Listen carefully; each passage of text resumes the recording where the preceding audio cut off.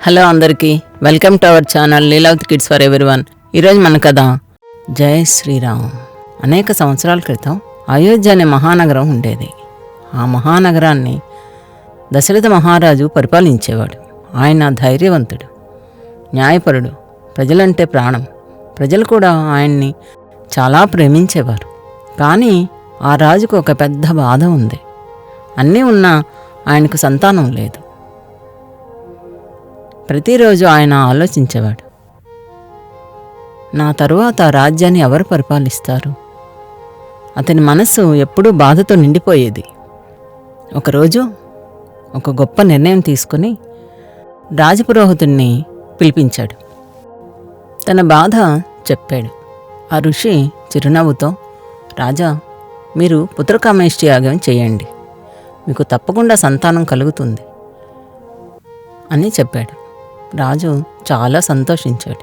వశిష్ఠ, వామదేవాది ఋషుల ఆధ్వర్యంలో అయోధ్యలో గొప్ప యజ్ఞం ప్రారంభమైంది. పుత్రకామేష్టి యజ్ఞం. వేద మంత్రాలు, అగ్ని జ్వాలలు, పవిత్రమైన వాతావరణం. అందరూ భక్తిగా యజ్ఞం చేశారు. యజ్ఞం ముగిసే సమయానికి అగ్నిలో నుండి ఒక దివ్యమైన పాత్ర బయటకు వచ్చింది. ఆ పాత్రలో స్వర్ణ కాంతులతో మెరిసే పాయసం ఉంది. అందరూ ఆశ్చర్యపోయారు. ఋషి ఆ పాయసాన్ని రాజుకు ఇచ్చి, ఇది దివ్య ప్రసాదం, మీ భార్యలకు పంచండి అన్నారు. రాజు ఆనందంతో పొంగిపోయాడు. దశరథ మహారాజు ఆ పాయసాన్ని తన భార్యలైన కౌసల్య, సుమిత్ర, కైకేయులకు పంచాడు. వాళ్ళు ఆ ప్రసాదాన్ని భక్తితో స్వీకరించారు. కొన్ని రోజులు గడిచాయి. అయోధ్యలో శుభ సంకేతాలు కనిపించసాగాయి. ఆకాశంలో గొప్ప ప్రకాశం, పూల సువాసనలు, శాంతి.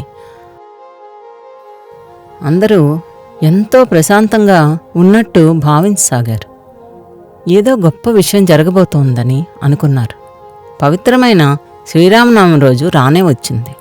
ఆ రోజు కౌసల్యాదేవికి ఒక దివ్యమైన కుమారుడు జన్మించాడు. జై శ్రీరామ్. అతడే శ్రీరామచంద్రుడు. ఆ బాలరాముని చూసి అందరి హృదయం ఆనందంతో నిండిపోయింది.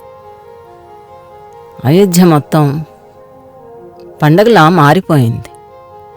పూలవర్షం, నృత్యగానాలతో ప్రజలు వినోదాలు చేసుకున్నారు. ఎక్కడ చూసినా జై శ్రీరామ్, జై శ్రీరామ్ అని వినిపిస్తుంది. శ్రీరాముడు పెరిగి ధర్మానికి ప్రతీకగా నిలిచాడు. ధైర్యానికి ప్రతిరూపం, సత్యానికి చిహ్నం, ప్రేమకు ఉదాహరణ. మన జీవితంలో కూడా శ్రీరాముడిలా సత్యం, ధర్మం పాటిస్తే మన జీవితం ఆనందంతో నిండిపోతుంది. జై శ్రీరామ్. ఈ కథ నచ్చితే లైక్ చేయండి, షేర్ చేయండి. మరిన్ని కథల కోసం సబ్స్క్రైబ్ చేయండి. మళ్ళీ కలుద్దాం.